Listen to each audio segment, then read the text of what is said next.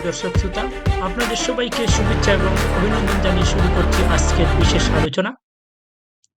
কথায় আছে অপরাধীদের কোনো দেশ নেই, কোনো পরিবার নেই, কোনো সমাজ নেই, কোনো রাষ্ট্র নেই। অপরাধীরা পরিবার, সমাজ, রাষ্ট্রের বোঝাস্বরূপ। অপরাধীদের কেউ গ্রহণ করতে চায় না। তেমনি একজন মানুষ যিনি দীর্ঘ ৫০ বছর পর লাইভে এসে যুক্ত হয়ে তার সাক্ষাৎকার দিয়েছেন। প্রবাসী সাংবাদিক জনাব ইলিয়াস হোসেনের ইউটিউব চ্যানেলে, যিনি একজন বীর মুক্তিযোদ্ধা, খেতাবপ্রাপ্ত একজন মুক্তিযোদ্ধা, যিনি সেনাবাহিনীতে কর্মরত ছিলেন, যিনি ৭১ সালের মুক্তিযুদ্ধে বীরত্বপূর্ণ অবদান রেখেছেন। সেই মেজর ডালিম, শরীফুল হক ডালিম, তিনি অতি সম্প্রতি একটি সাক্ষাৎকার দিয়ে টক অফ দ্য কাউন্ট্রিতে পরিণত হয়েছেন। দেশ বিদেশের রাজনৈতিক অঙ্কন আজ শুধুই তার আলোচনা। মেজর ডালিমের সাক্ষাৎকার আমার মতো আপনারাও দেখেছেন, শুনেছেন, কিন্তু ঐতিহাসিক একটি উক্তি হচ্ছে, বিশ্বাস ভঙ্গকারীদের যদি অপরাধী হিসাবে ধরা হতো তাহলে সবচেয়ে বড় অপরাধীর তালিকায় থাকতো বিশ্বাস ভঙ্গকারীরা। কারণ এই উক্তিটি আমি এর জন্য বললাম, কারণ মেজর ডালিম বঙ্গবন্ধু পরিবারের একজন ঘনিষ্ঠ মানুষ ছিলেন। বঙ্গবন্ধুর খুবই ঘনিষ্ঠ ছিলেন। বঙ্গবন্ধুর বড় ছেলে শেখ কামালের খুবই ঘনিষ্ঠ বন্ধু ছিলেন তিনি, এবং তার বাবা আওয়ামী লীগের একজন নেতা ছিলেন। সেই সুবাদে বঙ্গবন্ধুর সাথে তার খুব ঘনিষ্ঠ সম্পর্ক ছিল। বঙ্গবন্ধু পরিবারের সাথে ঘনিষ্ঠ সম্পর্ক ছিল। বঙ্গবন্ধুর পরিবারে তিনি ডাইনিং টেবিল পর্যন্ত যেতে পারতেন। যেকোনো ভালো খাবার হলে সেখানে যেতেন। বঙ্গবন্ধু তাকে বিশ্বাস করতেন, ভালোবাসতেন। আরেকটি কথা হচ্ছে, কাউকে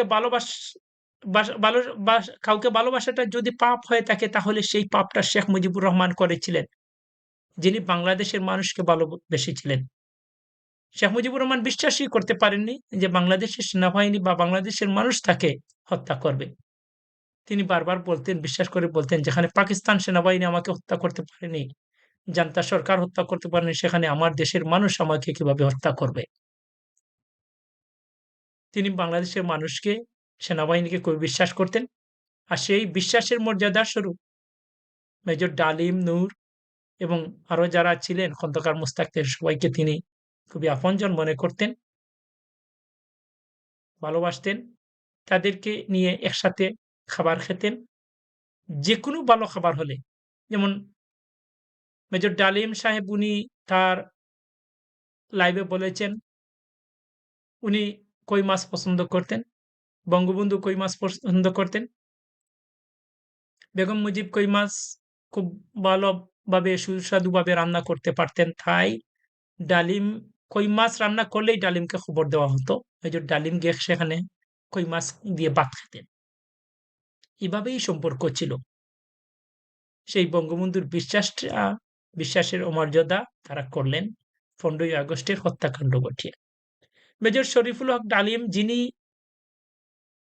মেজর ডালিম নামে পরিচিত একজন বীর মুক্তিযোদ্ধা, প্রাক্তন সেনা কর্মকর্তা, যিনি ইতিহাসের জঘন্যতম 15ই আগস্ট বঙ্গবন্ধু শেখ মুজিবুর রহমানকে সপরিবারে হত্যার আত্মস্বীকৃত খুনিদের অন্যতম।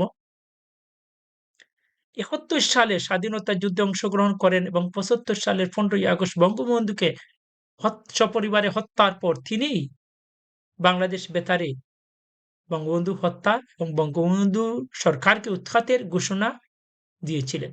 জাতি সেটা শুনেছে, দেখেছে। মেজর ডালিম পাকিস্তানে বিমান বাহিনীতে চাকরি জীবন শুরু করেন এবং ৭১ সালে নানা ঘটনার মধ্যে দিয়ে মুক্তিযুদ্ধে অংশগ্রহণ করেন। পরবর্তীতে বঙ্গবন্ধুকে হত্যার পর জিয়াউর রহমানের শাসনামলে তিনি বিভিন্ন দেশের রাষ্ট্রদূত হিসাবে রাষ্ট্রের একজন গুরুত্বপূর্ণ কর্মকর্তা ছিলেন। চীন, হংকং, ইংল্যান্ড থেকে শুরু করে বিভিন্ন দেশে রাষ্ট্রদূত ছিলেন এবং চাকরি করেছেন, সরকারি চাকরি করেছেন। শেষ পর্যন্ত বেগম জিয়ার ৯১ থেকে ৯৫ সালের শাসনামলেও তিনি জাতিসংঘের শান্তিরক্ষা মিশনে বাংলাদেশের হয়ে প্রতিনিধিত্ব করেছেন, সোমালিয়ায় চাকরি করেছেন। প্রশ্ন হচ্ছে তিনি কেন দেশে ফিরছেন না বা দেশে আসেন না কেন? কারণ বঙ্গবন্ধু হত্যার পর তাদেরকে রাষ্ট্রীয়ভাবে পুনর্বাসন করা হয়েছিল। তারা বিদেশে বিভিন্ন দূতাবাসে চাকরি করতেন এবং বিভিন্ন দূতাবাস থেকে তাদেরকে এবং বাংলাদেশ সরকার তাদেরকে দেখভাল করত। সেই ১৯৯৬ সালে যখন আওয়ামী লীগ ক্ষমতায় আসলো, তখন শেখ হাসিনা যখন বঙ্গবন্ধু হত্যার বিচারের উদ্যোগ গ্রহণ করলেন, তখন মেজর ডালিমরা অনেকেই বিদেশে পলাতক হিসাবে সেখানে রয়ে গেলেন। ডালিম আর দেশে ফিরে আসলেন না। সুপ্রিয় দর্শক শ্রোতা, পরিশেষে আমি এটাই বলব, ইলিয়াস হোসেনদের আওয়ামী লীগের উপর ক্ষোভ থাকতে পারে, বঙ্গবন্ধুর উপর ক্ষোভ থাকতে পারে, কোনো মানুষই ভুলের ঊর্ধ্বে নয়। তাই বলে দেশে বিশৃঙ্খলা সৃষ্টির জন্য, বারবার বাংলাদেশকে বিপথগামী করার জন্য, অযৌক্তিক অন্যায় অবিচার সৃষ্টির জন্য বাংলাদেশের মানুষকে নিয়ে খেলা করা উচিত নয়। প্রিয় দর্শক, আজ এ পর্যন্তই। আপনারা সবাই ভালো থাকবেন, লাইক কমেন্ট করে পাশে থাকবেন এবং একে অন্যের পাশে থাকবেন। আবারও অন্য কোনো সময় আপনাদের সাথে দেখা হবে। সেই পর্যন্ত আপনাদেরকে আবারও শুভেচ্ছা জানাচ্ছি। সামরিক বাহিনী ক্ষমতা দখল করিয়াছে। শেখ মুজিব ও তার খুনি দুর্নীতিবাজ সরকারকে উৎখাত করা হইয়াছে।